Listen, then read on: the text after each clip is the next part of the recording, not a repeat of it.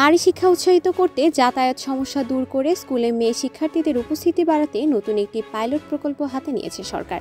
কিশোরী ক্ষমতায়নে স্কুলগামী ছাত্রীদের বাইসাইকেল প্রদান শীর্ষকে প্রকল্পের আওতায় প্রাথমিকভাবে সারা দেশের 16,000 স্কুল ছাত্রীর মধ্যে বাইসাইকেল বিতরণ করবে মহিলা বিষয়ক অধিদপ্তর। চলতি বছরে 25 কোটি টাকার এই কার্যক্রম শুরু হওয়ার কথা। প্রস্তাবিত প্রকল্প নিয়ে ইতোমধ্যে পরিকল্পনা কমিশনে প্রকল্প মূল্যায়ন কমিটির সভা অনুষ্ঠিত হয়েছে গত 2 এপ্রিল। মহিলা বিষয়ক অধিদপ্তরের মহাপরিচালক কেয়া খান সংবাদ মাধ্যমকে বলেন, প্রকল্পটি চলতি বছরের জুলাইয়ে শুরু হবে এবং চলবে 2026 সালের ডিসেম্বর পর্যন্ত।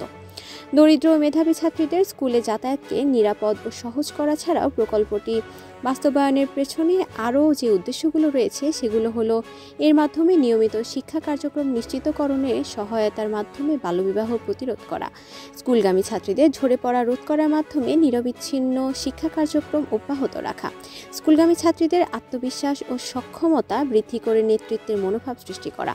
সাইকেল বিতরণের ক্ষেত্রে সরকারি স্কুলগুলোকে অগ্রাধিকার দেওয়া হবে।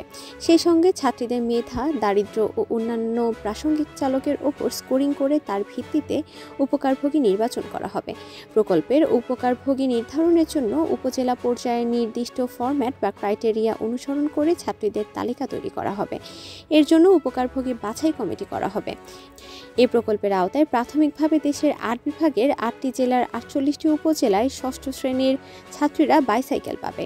প্রাথমিকভাবে রাজবাড়ী, খাগড়াছড়ি, সুনামগঞ্জ, জামালপুর, চাঁপাইনবাবগঞ্জ, কুড়িগ্রাম, ঝিনাইদহ ও বরগুনায় সাইকেল দেওয়া হবে।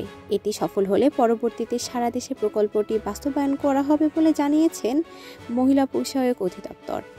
আফসানা আইভি, পদ্মা নিউজ।